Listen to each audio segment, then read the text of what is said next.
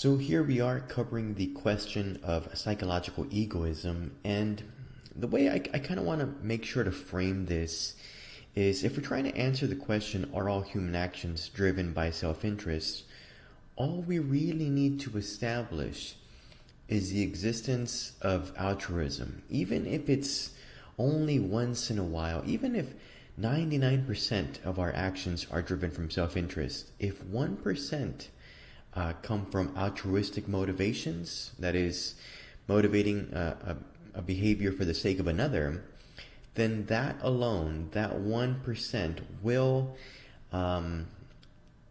overturn the psychological egoism hypothesis, because it is a universalist hypothesis.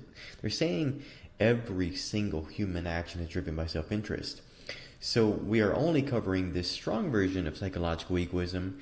I guess you can have a weaker version, but essentially all the predictive power leaves that. So we're going to stick with the strong version of that. And let's go ahead and just recall that when we introduced psychological egoism in The Mind's Eye, we discussed how the question of whether or not egoism is true is really an empirical question, ideally suited for the field of social psychology.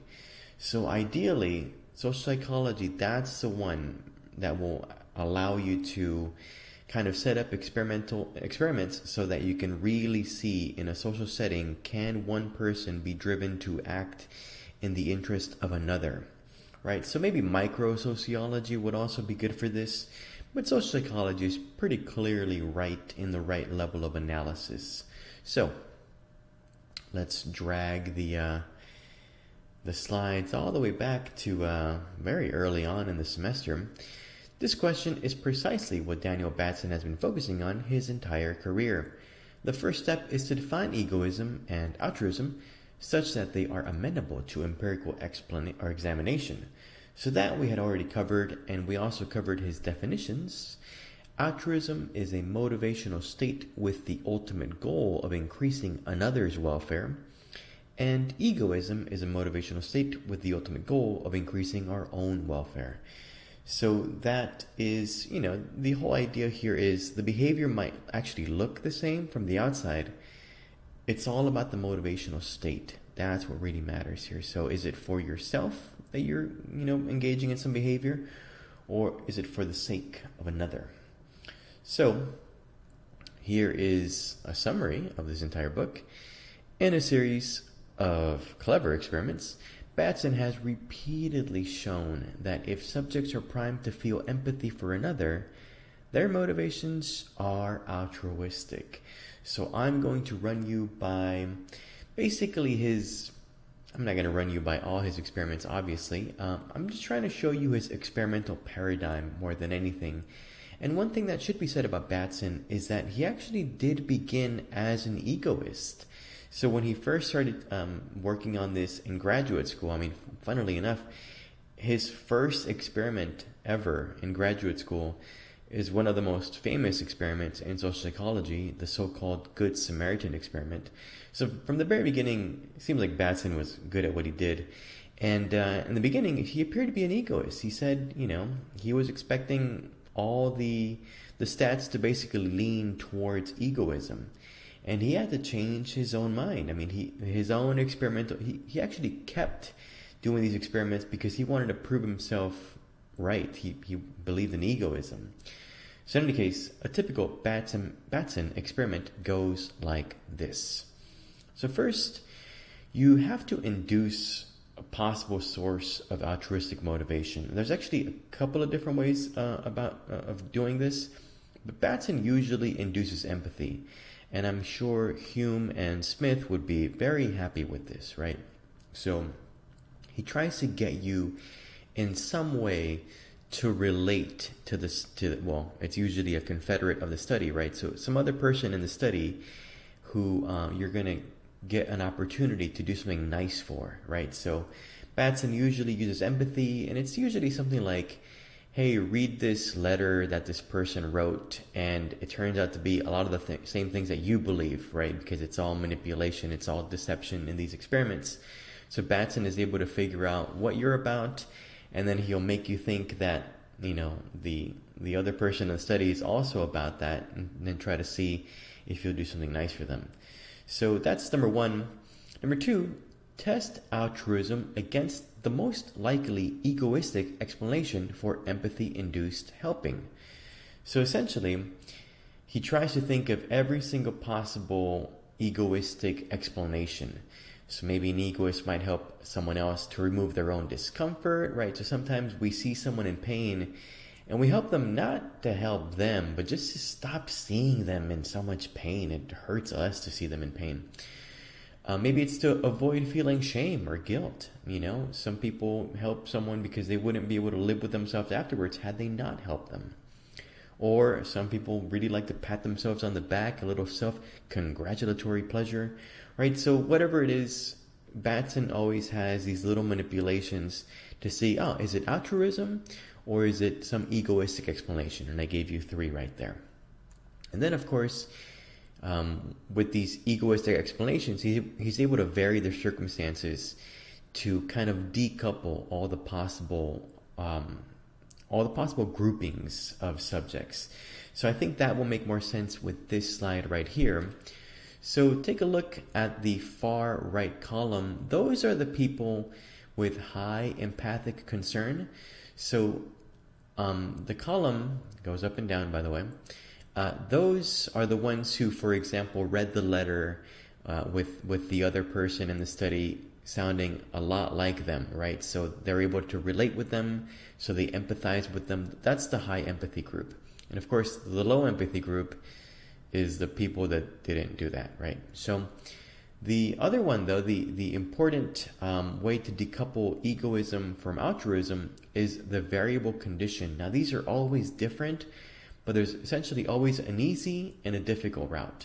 So there's an easy way to get out of something, and there's a hard way to get out of something. Or maybe I should say that there are some conditions that are easy to get out of, and some conditions that are hard to get out of. And this is essentially every single Batson experiment that is relevant to us, I suppose, this experimental paradigm. So for the altruist, Batson basically thinks to himself, let's just look at the center. So let's look at the low empathic concern, easy to get out of the situation. So an altruist would say, well, if we didn't induce empathy in you and it's easy to get out of the situation, instead of helping someone, you're going to just not help them. You're going to just get out of there. Low helping, right? That's what that means. So if you aren't induced to feel sympathy for someone and it's easy to get out of that situation, you're going to just, dip. You're going to leave, right? What if, looking at the one right beneath that, what if you have a low empathic concern, you don't really relate with the person, but it's really hard to get out of that situation? Let's just say, someone is having a, kind of a hard time in an elevator, and you're just sitting there in the elevator. It's really hard to get out of that situation, so you're going to end up helping them even if you are low in empathy, just because that situation is so awkward and it's hard to get out of because you're literally trapped in a box, that you're going to help them just because. So even the altruist would say, well, if it's easy to get out of, like if you're just, on the street, you can just avoid them, so you don't help. And if it's hard to get out of, like if you're stuck in an elevator, then you're more likely to help. And then on the right, they're both high helping. So what the altruist says is, if you make someone care for someone else, empathize for someone else, relate with someone else, they're going to help. That's the idea. That's that far right column. And the egoist, it looks a lot like the altruist, right? The only one that's different, just to make sure you take a look at that, the only one that's different is that for the egoist, they think, hey, even if you are highly empathizing with someone, if it's easy to get out of that situation, you're going to get out of that situation. You're not going to do something to help someone else if it's easy to get out of, right? If it's easy to avoid helping that person. So that's the main difference between the egoist and the altruist. And it's all in that middle. So basically the high empathic concern column, the easy to get out of condition, that's the one that you're really looking at, says Batson. So if there's high helping, when the empathic concern is high and it's easy to get out of, the altruist wins. And if there's low helping, so most subjects don't help, that's what low helping means, then the egoist wins. That's the idea. So this is all really abstract right now. So I think it's going to be way easier to understand once you look at, I just chose the second Elaine experiment. That's what they usually call it. And there was a first one, obviously, but I'm going to cover this one. And I think you'll be able to understand what's going on here. So we can fill in some blanks here. So the variable condition in this one is ease of escape. Now, I've kind of been talking about this the whole time like that anyway, but in this experiment, for some people, it's easy to get out of it. And for other people, they have to sit there and continue to endure something. So that's the variable condition in this particular experiment. And so the prediction for the altruist, of course, will be high helping on the right column, no matter whether it's easy to escape the situation or difficult to escape the situation. And the egoist, again, they say, even if you're highly empathically concerned, if it's easy to get out of it, you're not going to help. Most subjects are not going to help. So those are the predictions. Let me run you by the experiment. So, by the way, this intimidating looking machine here, that's actually from the Stanley Milgram experiments, but I just really like this picture, so I used it. Anyway, here is the second Elaine experiment by Batson, 1981.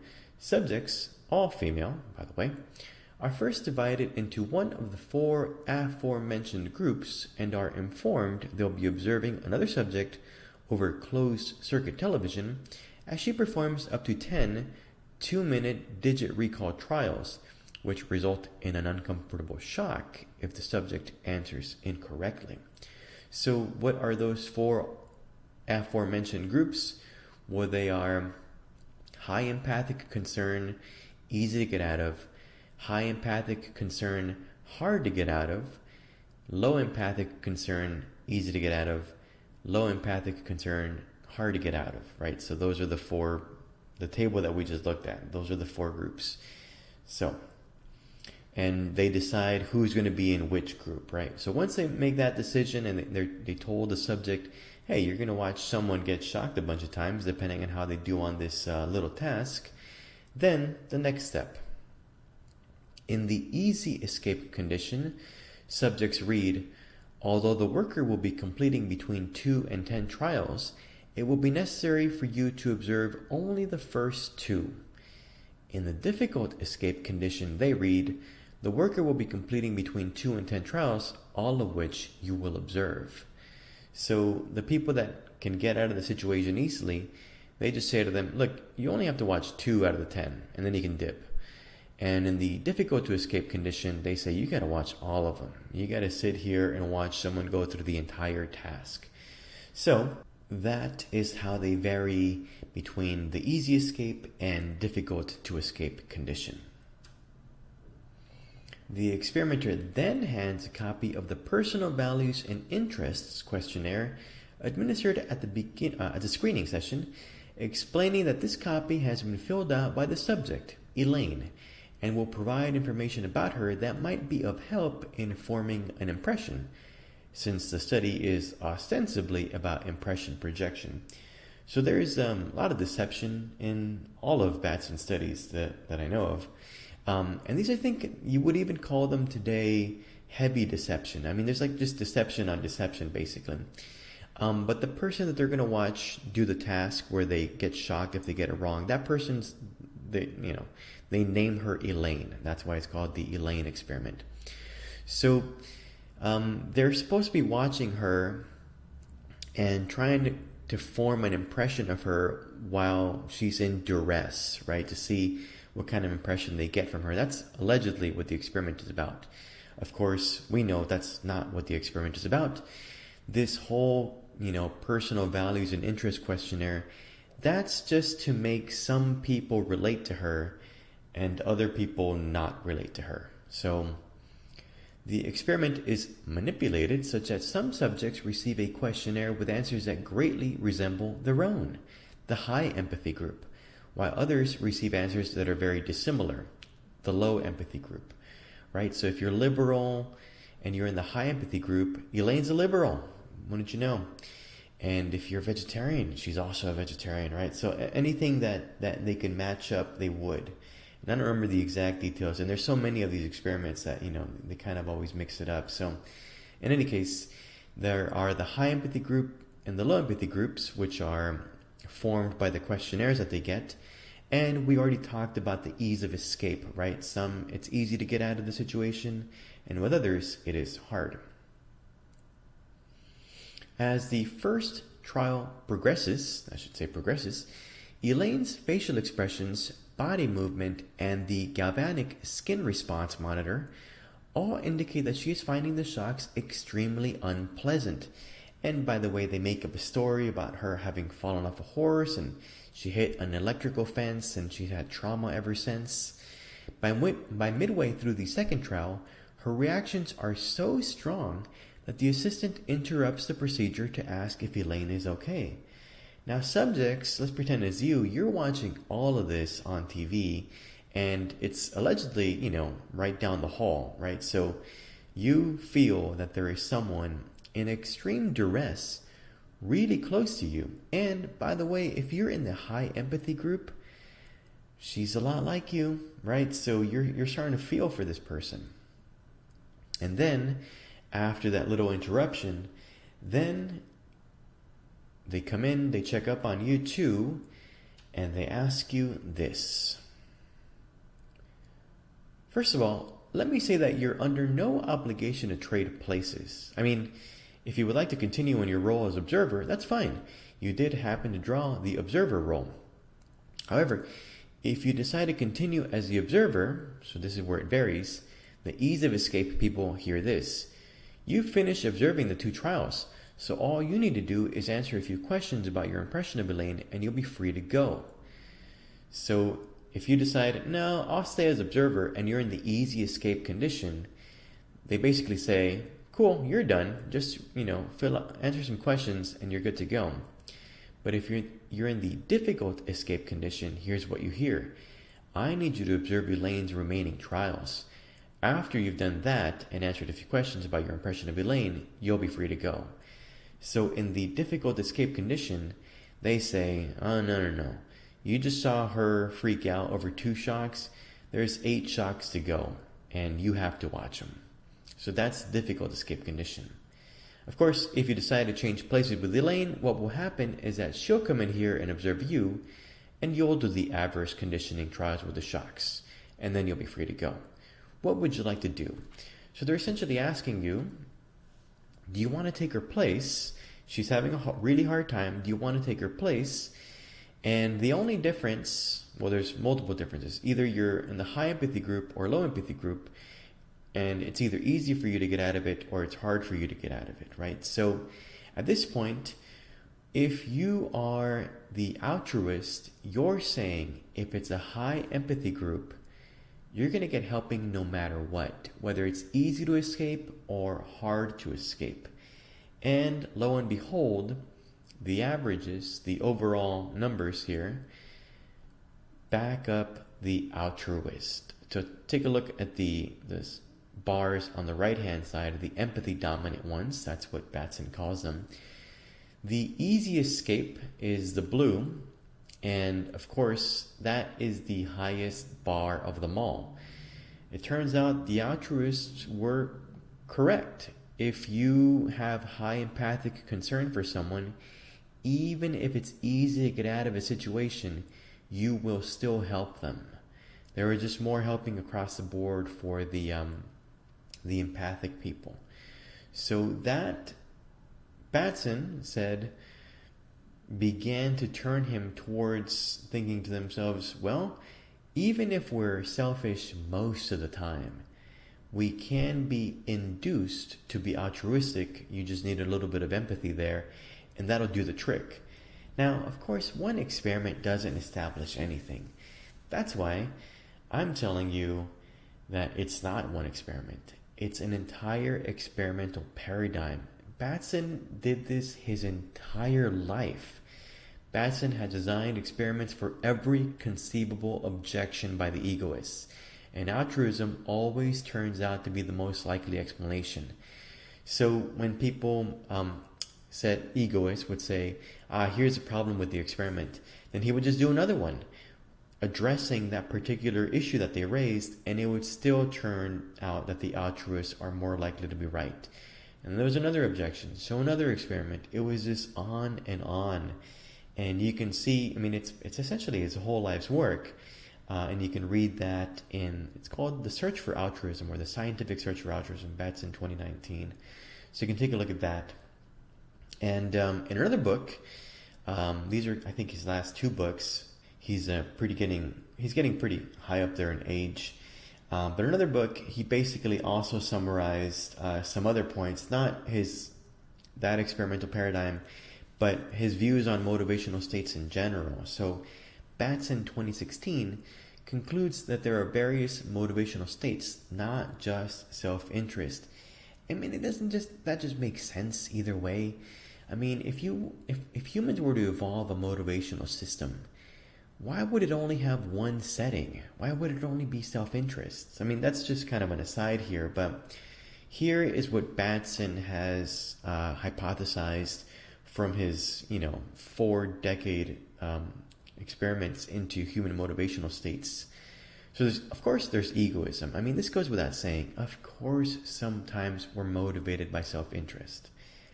But there's also altruism. That's when you're motivated by the interests of another. Batson, of course, is most famous for establishing this with regards to empathy-induced altruism, but there are other forms of altruism, so you can check out his book for that. Principalism. That's when you're motivated by adherence to some rule. For example, a Kantian would be a principalist. But it doesn't have to be Kantianism, of course, if you are motivated by, let's just say, freedom is your ultimate cause, right? Maybe some kind of a political libertarian motivation.